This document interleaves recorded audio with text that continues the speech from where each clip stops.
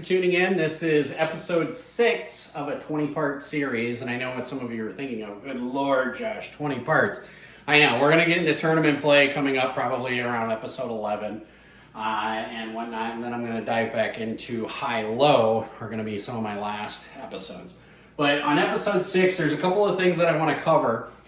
This episode is primarily dealing with all 4 cards playable and river bedding in common lakes on the river. Now keep in mind, this is going to pertain to a 1-2-5 with a straddle of 10 bring in, and most of the time your stack's going to start off at $1,000. If it starts off at $500, that's fine, but most PLO, they'll let you start off with $1,000.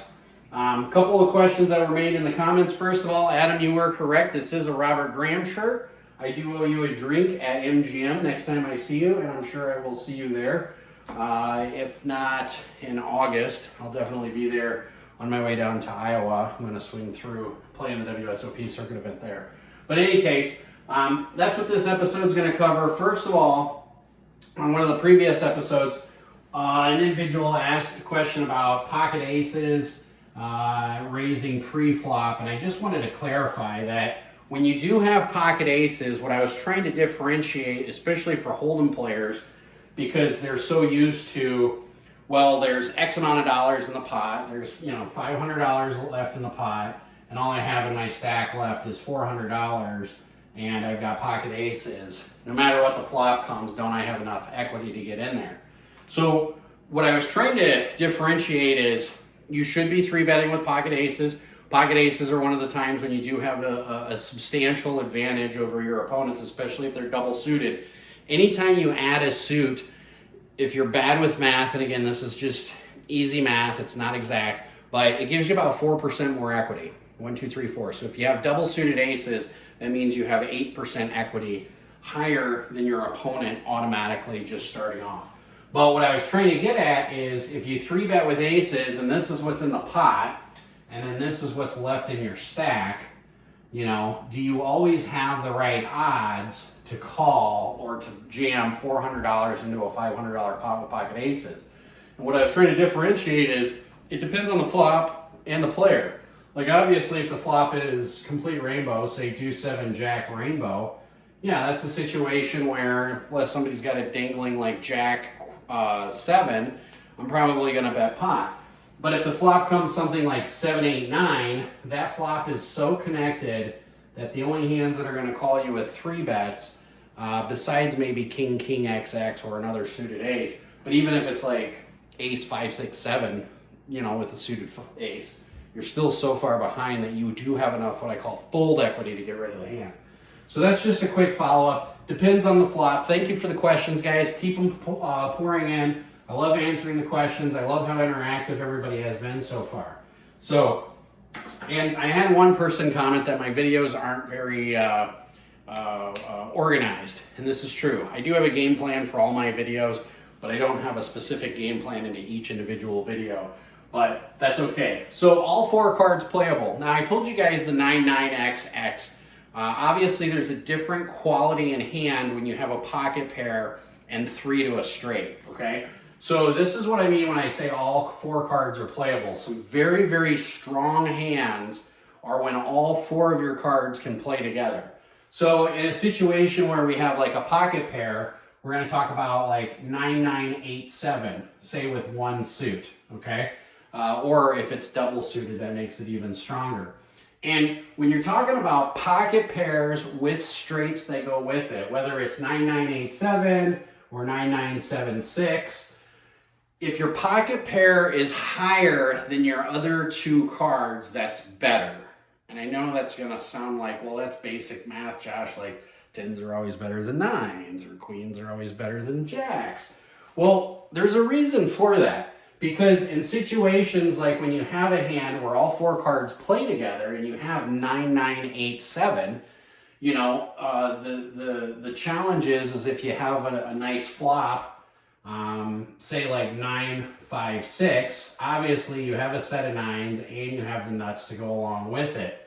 So what you're doing when you have all 4 cards play together is, again, with Omaha, you always want to be drawing to the nuts. So in a situation where the board's like 9-5-6 and you have 9-9-8-7, Obviously, that's a dream flop. It's even more of a dream flop if, you know, your 8-7 is hearts, okay? And the 5 and the 6 are both hearts, and the 9's not a heart. I mean, then that's like, you have the whole board. What do you expect to get called there with, okay? But when you're playing Parliament Omaha, if all 4 of your cards are playable and they play together, they're going to be even stronger and have more equity than your standard like Jack, Jack, 3-3 or 9-9, Deuce 4, okay? And they don't have to be paired in order for all 4 of these cards to be playable with each other, okay? You can have, for example, you know, ace, king, queen 10, double suited, say spade, heart, and all 4 of these cards, again, this is a rundown, but generally what you're trying to do when you have all 4 cards that play together like a rundown with a pocket pair is you're trying to have a multi-combo draw, okay? So let's just take another example where you have, say you have, not king, say you have ace, 7, 8, 9, okay? And you have ace of spades, 7 of spades, and it doesn't matter, heart and club. Okay, on a hand like this, some monsters that you're going to run into, obviously you guys already know, is 5, 6, X, okay? X meaning it doesn't matter what the third card is, but 5, 6, X, especially if 2 of these are suited spades, these are the situations where you have a top-end rundown and you have the nut flush draw. These are situations where you should just get it all in. Your equity is so high that you should just get it in. Anytime you have over 15 outs, like if you've got 16, 20, 21 outs, I think the most you can have is like 23 outs. I've had that in a situation before, and the first card on the turn was a deuce, which was a complete blank, and I was like, oh my God. Board was literally queen, 9, 6, and I had 7, 8, 10, jack with the suit. But in any case, so anytime you have all 4 cards that are playable, that play with each other, those are going to have a little bit more equity. And those are going to be hands that are good to start off with. These are going to be hands that we start 3-betting with, okay? Now, if you have a suited ace, because you have to start eventually get comfortable with 3-betting. And keep in mind, these videos are designed for people who are transitioning from No Limit to PLO. If you've been playing PLO for a while and you're just curious how I play, this is kind of how I play. But hands that are going to be worth 3-betting, okay? 3-betting pre is what I'm specifically talking about here. And when I say 3-betting pre, obviously you're going to have ace, ace, x, x. Okay, king, king, x, x is going to be in there. In some situations, on some tables, you're going to see queen, queen, x, x. Okay, and if you guys have watched my videos and live play in the past, I got it all in with once with jack, queen, queen, king with 1 suit. Okay, for like $900 and change. Pre-flop. Again, so I am a person who just doesn't preach what I preach. I also practice what I preach. But in some situations, queen, queen, XX is going to be a good 3-betting possibility, or hands that you're going to squeeze with. So again, all 4 cards are playing with each other. So for example, if you have like ace, ace, 5, 9 with no suits, I'm still going to 3-bet that hand, but I'm very experienced. If you first started off playing PLO, you may want to 3-bet that if you're in position. If you're out of position, you may want to flat it. That's a personal preference. I will encourage you to play a little bit more aggressively when you have aces. Just play more aggressively in PLO. The people who play more aggressively, yes, your stack size goes like this a little bit more, but at the end of the night, it's usually a little bit higher than not. So when you start 3-betting pre, you want all 4 cards to be playing with each other. Obviously, aces and kings you can start 3-betting with, like I said, in some situations, queen, queen, x, x. But if you have strong rundowns, so like if you have 3, 4, 5, 6, because I had a couple people who were like, hey, professor, if you have a hand like 3, 4, 5, 6, are you going to 3-bet with that hand? First of all, if it's double suited, what I just told you today, means you have 8% more equity. That's assuming that your opponent doesn't have the same flush draws, okay? But secondly, on a hand like this, if I'm in position, I'm going to 3-bet. If I'm out of position, I'm not going to 3-bet, okay? Hands that I am going to 3-bet with, where all 4 cards play with each other, which again is the title of this episode on a rundown. Usually if I have a 7 through a jack, okay? So any combination of that, 7, 8, 9, jack, keep in mind a rundown is when the last card can go with the first card. Doesn't matter if there's one gap in there, just as long as they can play with each other. So 7, 8, 9 jack, especially if it's double suited, I'm pretty much raising with that in any position. 7 through jack, 8 through queen. If I have something like 5 through 9, again, these kind of rundown hands are going to be dependent upon position. I hope you guys watched the last episode, which was the button principle and position, position, position. And you found out now after 5 episodes, aha, if I'm in position, I can play any 4 cards. And I can't stress that enough. And the reason why is because when people check to you, you can just bet pot and take it down. And it doesn't even matter what you have. People will eventually catch on that every time it checks to you, you're going to bet pot, but they're still going to fold. That's the beauty of Pot Limit Omaha. But yeah, so any 4 cards that are playable, the hands that are playing with each other, 3-betting pre, yes, ace, 7, 8, 9 is a hand. If I'm in position, I will start 3-betting with pre-flop. Okay? If it's ace, deuce, 3, 4, again, that depends if it's in position or not, depends on table, depends on player. So keep in mind, everything that I say is player dependent, table dependent, situationally dependent. So these are not like golden hard fast rules. But when you look down at all 4 of your cards and you're deciding, do I 3-bet this? What does the professor say? Do all 4 cards play with each other? So here's an example where I saw an individual, king, 10, 9, double suited. Okay, he had clubs and hearts, or clubs and spades. He had all the clubs, all the spades. And this was a situation that was in Detroit, and the individual was on the button, and they 3-betted, I think it was like to 250 or so. And all 4 of his cards played. He ended up getting four ways to the flop, so 3 callers, and he ended up being ahead on the flop because the board was like, what was it? The board was 4, 5x with 2 clubs. And the first player to act just open potted it for all of his chips, which was like 500. And I was on the short stack. I ended up calling.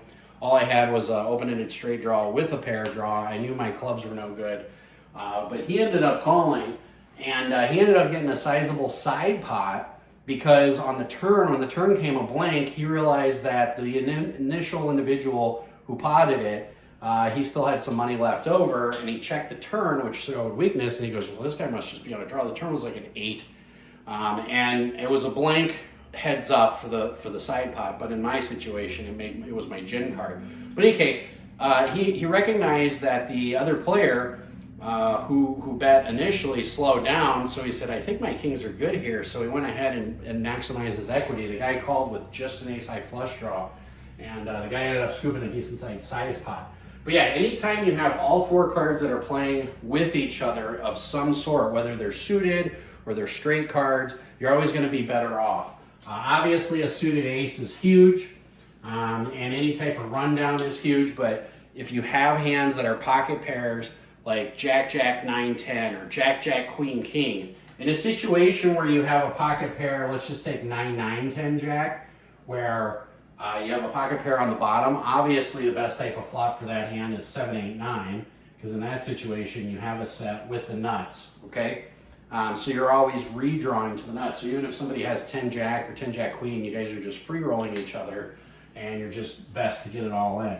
Now, if you're not familiar with what a free roll means, it means both of you have the same hand, but because it's Omaha and you have 2 additional cards, you have additional outs in which you can scoop the entire pot. So when you get it all in on a free roll, you're basically chopping it with your opponent with the hopes of scooping them, which is a great situation to be. And when we get into Big O, which is going to be like episode 17 to 20, there's going to be a lot of situations where I talk about free rolling, because when you get into high-low, you start getting into situations where you both have the same low, but you have different highs, and free rolling becomes a lot more applicable.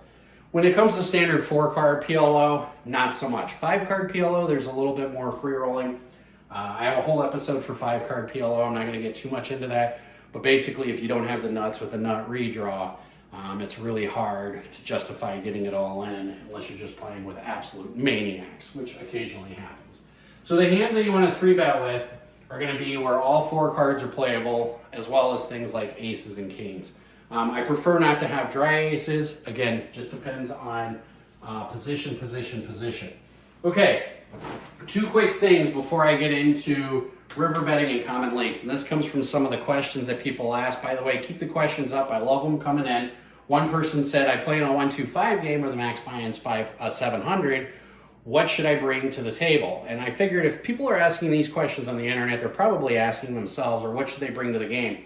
I told the individual my own personal preference is I always bring 3 bullets. So if the max buy-in's 700, I'm going to bring 2,100.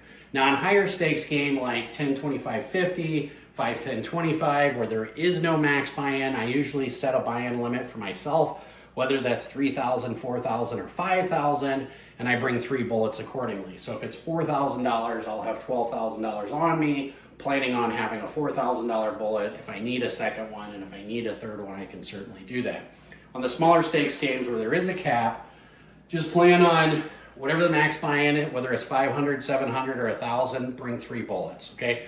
Because after 1 bullet, what you need to do is evaluate, am I playing bad? Did I get it in with the right equity, et cetera, et cetera. Also, when it comes to bankroll and bankroll management, probably one of the biggest things that kills poker players for people who are trying to do it a living, and not probably, I would say it emphatically, is poor bankroll management. I can't tell you how many times where another pro that I know has a huge month, 1 month, they win 20, 30 grand, maybe they win 50 grand in a month. They go out and they buy a $1,000 bag or a $4,000 watch, and you know, they go get laptops for everybody, and then a month later they're broke. Okay? Sometimes it's important to splurge when you have big wins like that. Lord knows I've certainly done that. But sometimes it's important that you keep some for the piggy bank when you do have bad runs, that you just need to do that. But as far as bankroll management, if you're playing a 1-2-5, whatever your buy-in is, you should have somewhere between 50 to 20 buy-ins total in your bankroll. So if your bankroll, if your max buy-in is $700, and you say, well, 20 buy-ins on that's pretty easy, that's $14,000. You should have $14,000 as your bankroll in order to appropriately buy into that game and then just manage the swings. Now, when it comes to making mistakes, as you play PLO longer, you're going to adjust on when you make a mistake, whether or not you get up. I have a personal preference that when I'm playing PLO, if for some reason I make a huge mistake, whether it's a read or I make a call and I'm just like a calling station, I'm like, oh my God, I can't believe it. I never thought this guy had the nut flush. And I've got a 6-high flush, which would be the same as a king-high flush if I just put the person on a dry ace.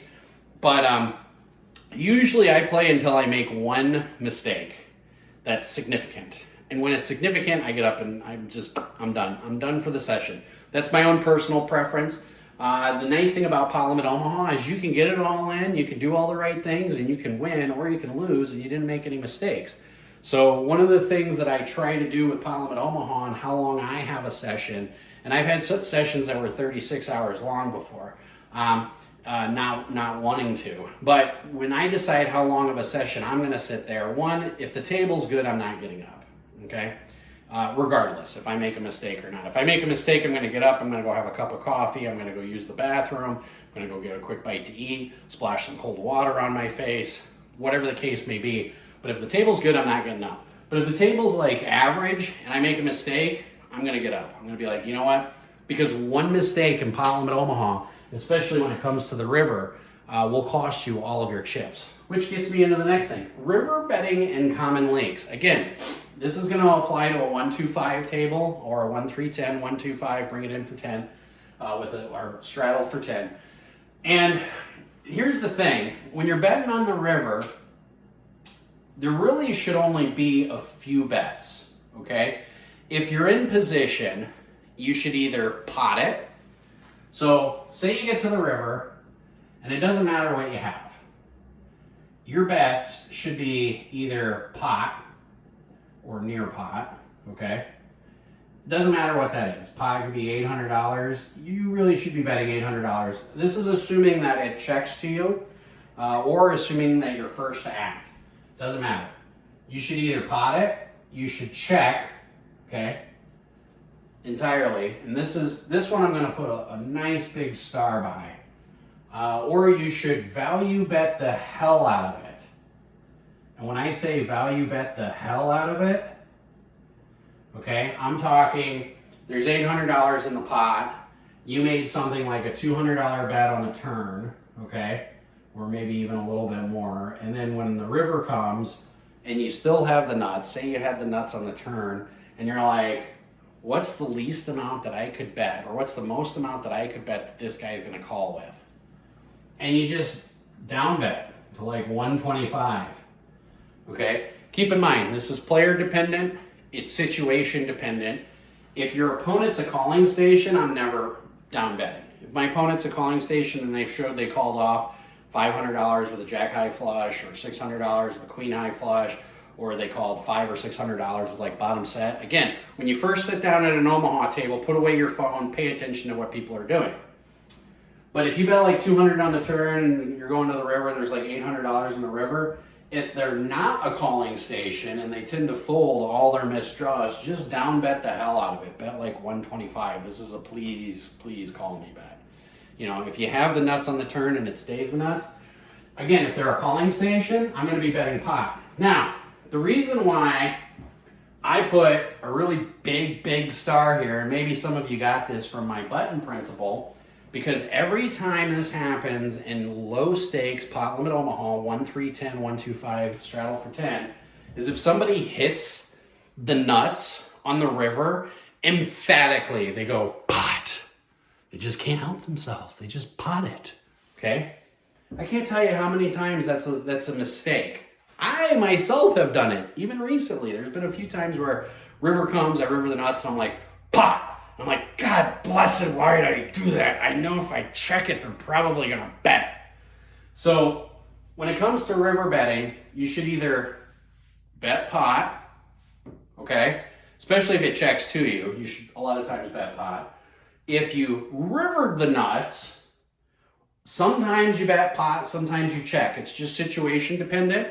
And it depends on how draw heavy the board is. Like if the board just completely misses everything and you still have the nuts, this is when I start value betting the hell out of it. Like the board is jack, 9, 6, and the turn's a deuce, and the river's an ace. Ace really doesn't change anything, or say maybe the river's a 3. 3 doesn't change anything. Yeah, 4 or 5 gets there, but you know, 3 gets there and you still have a set of jacks and the person checks to you. You're like, everything missed, 10 queen missed, 8-10 queen missed, 7-8-10 missed. You know, maybe if the guy's got a set of 9s, you know, the flush missed too. Okay, I'll bet 125 because I would rather have an extra 125 in my stack than have it in your stack down the road. Now, the other thing that you should do from time to time, you have to mix this in, is check raise. And I know any of you who know me are screaming at the screen right now because I hate check raising. Check raising should really only be left for the river. And when you check raise, you have to mix in how many check raises are complete bluffs and how many check raises are the stone cold nuts, okay? I was on tour with a guy at the WSOP circuit event. I can't remember his name, won like $200,000, $300,000 in tournaments. Short guy. I've seen him even in Vegas recently. Nice guy. But he always told me, especially at PLO, he goes, no one ever check raises the nuts. He's like, the only person who check raises is when they have the nuts. Like, and this is a seasoned, trained PLO guy. And I agree. Most of the time, especially when you're playing low stakes, people are going to check raise the nuts. So you don't even have to check raise that much. Like if you check and somebody does what I call a blocker bet on the river, because you're going to find this out, one of the most common leaks in low stakes PLO, okay, and this goes into check raising. But one of the things you're going to find is when someone misses a draw, and they understand that the only way they can win is to bet the pot, they're not going to bet pot. They're going to put up a blocker bet. And when somebody puts out a blocker bet on the river, I'm telling you right now, doorbells should go off. Red flag. Ding, ding, ding, ding, ding, ding, ding. Somebody put up a blocker bet. There's $800 in the pot. Oh my God, they only bet like $250. Maybe they bet $225. That's not a please call me bet. 9 times out of 10 in low stakes PLO, when somebody puts out a blocker bet, they whiffed. Okay? So if you check and there's $800 in the pot, and let's say you have enough in your stack to do a check raise, and the guy or girl, bets $250, even if you check raise to $500, a lot of times they'll muck. You can check raise, that stands for check raise, minimum, and a lot of times they'll fold. If they bet 250 into an $800 pot, obviously check raising pot would be 1550, 3 times that plus what's the trail behind. But you don't even have to risk 1550, okay? You can, if you want, mix in some of your check raises with some of the hands that you have that are absolutely stone cold nuts, okay? And that's okay, but again, one of the biggest common leaks is when it comes to the river betting. Now, one of my philosophies I'll talk down the road when it comes to high-low is you don't want any decisions made on the river. You're just much better off getting it all in on the turn, not having a decision to be made, because in high-low there's a lot more bluffing on the river than you can imagine. But when you assume somebody's on a draw, they're going to put up a blocker bet. So if there's like king high hearts, king jack 4, and the turn's a 6, and then the river's like an 8, and you got a set of 4s, or you got king jack, or you have a set of jacks, and they put out a blocker bet. First of all, if they have a set of jacks, you should be probably getting it in on the turn, finding that out on the turn. But in any case, somebody bets something minimum, like 250 into an $800 pot, just min raise them. You'd be surprised at how many times people fold. Start implementing that in your game. Just start check raising the river when it's a blocker bet. If you check and they bet pot, you just got to make the decision, either they have it or they don't. But blocker bets is something that low stakes pot limit Omaha players will do all the time. And they usually do it when they miss. Just raise them a little bit and they'll end up folding. So I hope you guys appreciate these. I know some videos I'm going into a little bit more in depth with other things. But this does cover all 4 cards being playable and river betting, as well as some very common leaks with low PLO players. Again, if you river the nuts and you're out of position, check it. Let the other person bet. Or if they're a calling station, bet it. So thank you. Hit the like and subscribe button. And thanks for watching. And as always, play smart and run like a god.